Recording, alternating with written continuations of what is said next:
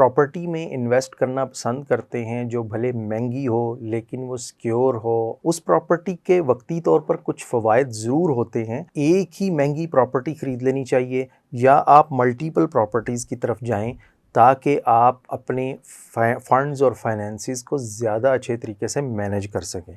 एक एसेट की निस्बत मल्टीपल एसेट्स को ओन करना एक तो आपको ज़्यादा सेंस ऑफ सिक्योरिटी देता है, और इवन अगर आप रिस्क कंपेयर करें तो एक प्लॉट पे खुदा न खास्ता अगर कोई ऑक्यूपेशन हो जाता है या कोई फ्रॉड हो जाता है तो आपका वो सारे का सारा एसेट जो है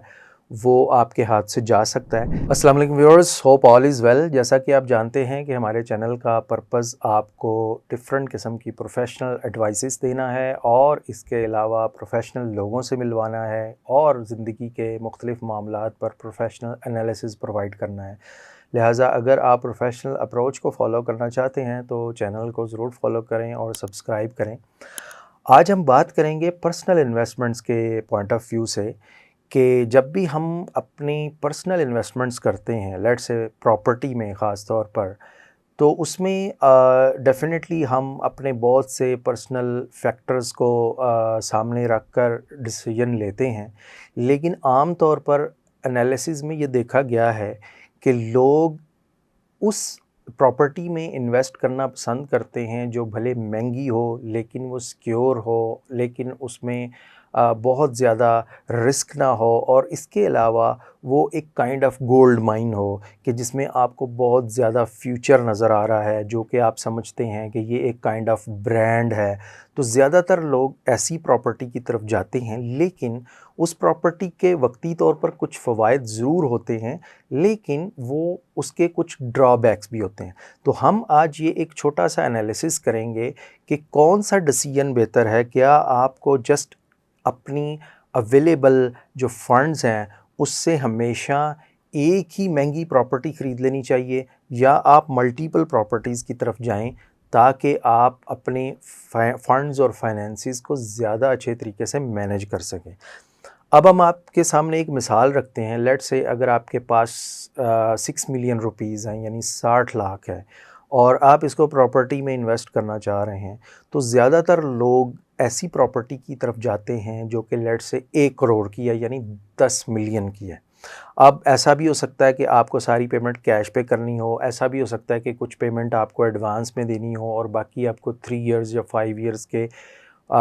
पेमेंट प्लान के मुताबिक करनी हो। बहरहाल जो भी आपका पेमेंट का तरीक़ाकार होगा, 60 लाख वर्सेस 10 मिलियन आपको ऑलमोस्ट 4 मिलियन अपने पास से अरेंज करना पड़ेगा। यानी कि अगर एक प्रॉपर्टी 1 करोड़ की है, अगरचे आजकल 1 करोड़ की कोई ख़ास प्रॉपर्टी नहीं मिलती, लेकिन हम मिसाल को आसान रखने के लिए 1 करोड़ की प्रॉपर्टी की एग्ज़ाम्पल ले रहे हैं। तो अगर आप 1 करोड़ की प्रॉपर्टी ख़रीदना चाह रहे हैं और आपके पास 60 लाख है, तो यकीनन 40 लाख या तो आपको कहीं से पर्सनल लोन अरेंज करना पड़ेगा, या बैंक से लोन लेना पड़ेगा, या बहुत सारी दूसरे एक्सपेंसेस पे आपको कंप्रोमाइज़ करना पड़ेगा, जो कि अगले सालों में फाइनली आपको पे बैक करना पड़ेगा। या तो प्रॉपर्टी पेमेंट प्लान पे है तो भी आपको वो 3 साल किस्तों में देना पड़ेगा, या अगर आपने एक पर्सनली लोन लिया या बैंक से लोन लिया तो वो लोन भी आपको अदा करना पड़ेगा। अब वो 1 करोड़ की प्रॉपर्टी जो आप समझते हैं कि काइंड ऑफ गोल्ड माइन है और ब्रांडेड है और बड़ी ज़बरदस्त है, ये आपको अगले 3 से 4 साल फाइनेंशियली इंगेज कर देगी। ये इसका एक ड्रॉबैक है। तो फ़ायदे तो ये हो गए कि ये एक ब्रांड है, ये एक बहुत अच्छी प्रॉपर्टी है, लेकिन आप अगले 3 से 4 साल किसी और अपॉर्चुनिटी की तरफ देखने की पोजीशन में नहीं रहेंगे। और इसके अलावा ये है कि आप अपने पर्सनल फाइनेंसिस को मैनेज करने में भी प्रॉब्लम फेस करेंगे, और ये भी हो सकता है कि आपको लोन्स पे बैक करने में प्रॉब्लम पेश आएँ, और 3 से 4 साल बाद जब वो प्रॉपर्टी मुकम्मल आप उसके पैसे और उसका कर्ज़ अदा कर देंगे तो वो आपकी हो जाएगी। इसके कंपैरिजन में अगर आप उस 60 लाख में और कोई पैसे ना डालें और आप देखें कि एक कंपैरेटिवली एक्सेप्टेबल सोसाइटी में जिसके में कोई रिस्क ज़रा कम हो या कैलकुलेटेड रिस्क हो, अगर लेट्स से एक प्लॉट 10 लाख का है तो आप लेट्स से 1 करोड़ की प्रॉपर्टी बाय करने की बजाय 60 लाख में 6 प्लॉट 10-10 लाख के ले लेते हैं। अब आप इन दोनों डिसीजंस को कंपेयर करें कि 4 से 5 साल बाद क्या आउटकम होगा। अगर आप 4 से 5 साल बाद दोनों डिसीजंस को कंपेयर करें कि एक शख्स के पास 60 लाख था तो उसने 10-10 लाख की 6 प्रॉपर्टीज़ ख़रीद ली, और एक शख्स के पास 60 लाख था, उसने या तो 60 लाख की एक प्रॉपर्टी ले ली या फिर उसने उसमें मज़ीद कुछ पैसे डाले और 1 करोड़ की प्रॉपर्टी ले ली, जिसके लिए उसको बहुत सारे फाइनेंशियल कंप्रोमाइज़ करने पड़े। तो जो शख्स 60 लाख में 10-10 लाख के 6 प्लॉट ले रहा है, एक तो वो ख़रीदने के फ़ौरन बाद मेंटली और फाइनेंशियली रिलैक्स है क्योंकि उसने कोई लोन वगैरह अरेंज नहीं किया, अपने आप को स्ट्रेस में नहीं डाला। सेकेंडली 3 से 4 साल बाद आप देखेंगे कि रेट ऑफ रिटर्न मोर और लेस सेम ही होता है। यानी अगर फ़र्ज़ करें आपका जो 1 करोड़ वाला प्लॉट है वो 3 से 4 साल बाद डबल हो जाता है तो वो 2 करोड़ का हो गया, और अगर आपने 60 लाख इन्वेस्ट किया है और वो डबल हो जाता है तो वो 1 करोड़ 20 हो गया, लेकिन उसमें आपको कोई लोन अरेंज नहीं करना पड़ा। तो दोनों प्लॉट जो हैं वो आपके इन्वेस्टमेंट के लिहाज से मोर और लेस डबल हो जाएंगे। लेकिन क्या चीज़ डिफरेंस देगी आपको, वो है आपकी जो इन्वेस्टमेंट जो स्ट्रेटजी है उसमें बहुत बड़ा फ़र्क आएगा। मसलन 3 से 4 साल 1 करोड़ इन्वेस्ट करने वाला बंदा बहुत ज़्यादा फाइनेंशियली बाउंड होगा, जबकि 60 लाख में 6 प्लॉट लेने वाला बंदा फाइनेंशियली बाउंड नहीं होगा। 3 से 4 साल बाद जिस शख्स ने 1 करोड़ सिर्फ एक एसेट में इन्वेस्ट किया है, वो उसको बेचने के लिए बहुत सारी प्रॉब्लम फेस करेगा। नंबर 1, उसको कस्टमर मार्केट में इतनी आसानी से नहीं मिलेगा। नंबर 2, उसके अपने पर्सनल डिसीजन लेने में भी बहुत ज़्यादा वो रिलक्टेंट होगा क्योंकि उसके लिए प्रॉपर्टी एक गोल्ड माइन है, एक ब्रांड है, एक अचीवमेंट है। वो कभी भी इसको बेचते हुए अपनी किसी ज़ाती ज़रूरत के लिए भी बहुत ज़्यादा अपसेट होगा, परेशान होगा। उसके लिए ये डिसीजन इवन लाइफ टाइम बहुत मुश्किल हो जाएगा, और हो सकता है कि इवन उसकी आने वाली नस्लें भी इस एसेट को सिर्फ ओन करें, कभी बेच ना पाएँ। इसकी निस्बत जिस शख्स ने 6 प्लॉट्स लिए, वो उनमें से ज़रूरत के लिए 1 प्लॉट सेल कर देगा तो उसके पास फिर भी 5 पड़े होंगे, 2 सेल कर देगा तो उसके पास 4 पड़े होंगे, 3 सेल कर देगा तो उसके पास 3 पड़े होंगे। तो इन द लॉन्ग रन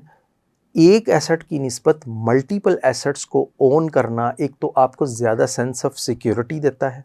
और इवन अगर आप रिस्क कंपेयर करें तो एक प्लॉट पे खुदा न खास्ता अगर कोई ऑक्यूपेशन हो जाता है या कोई फ्रॉड हो जाता है तो आपका वो सारे का सारा एसेट जो है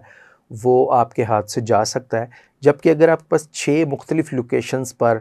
6 एसेट्स हैं तो वो उनमें से अगर खुदा न खास्ता किसी एक के साथ कोई प्रॉब्लम हो जाती है तो 5 फिर भी सिक्योर हैं। अगर 50% के साथ भी हो जाती है तो 50% इन्वेस्टमेंट फिर भी सिक्योर है। तो इसके अलावा आपके पास आने वाले वक्तों में अगर आप मज़ीद कोई इन्वेस्टमेंट करना चाहते हैं तो एक बड़ा एसेट बेच कर उसको किसी और जगह इन्वेस्ट करना फिर एक बहुत बड़ा मुश्किल फ़ैसला है, जबकि 6 एसेट्स में से किसी एक एसेट को बेचकर कोई और छोटा एसेट ख़रीद लेना जो है वो आपके लिए निस्बतन आसान होता है। इसी तरह one asset versus multiple asset theory के को अगर आप अपने पर्सनल इन्वेस्टमेंट्स पर अप्लाई करें तो इसमें एक ये भी फ़ायदा होता है कि लेट्स से जो मल्टीपल एसेट्स होते हैं वो एक आपको some sort of retirement plan भी देते हैं। लेट्स से अगर किसी शख्स ने आज 6 प्लॉट्स ख़रीदे हैं और 8 से 10 साल बाद वो रिटायर हो जाता है तो वो हर साल या 2 साल बाद एक प्लॉट बेचकर वो अपनी कोई ऑब्लिगेशंस या जो उसकी लाइबिलिटीज़ हैं या जो उसके लेट्स से उसने कहीं और इन्वेस्ट करना है या उसने अपने पर्सनल फाइनेंसिस को मैनेज करना है या उसने किसी वर्ल्ड टूर पर जाना है, तो अगर वो हर 1 या 2 साल में एक प्लॉट सेल करता है तो वो 8 से 10 साल एक एक प्लॉट करके सर्वाइव कर सकता है। जबकि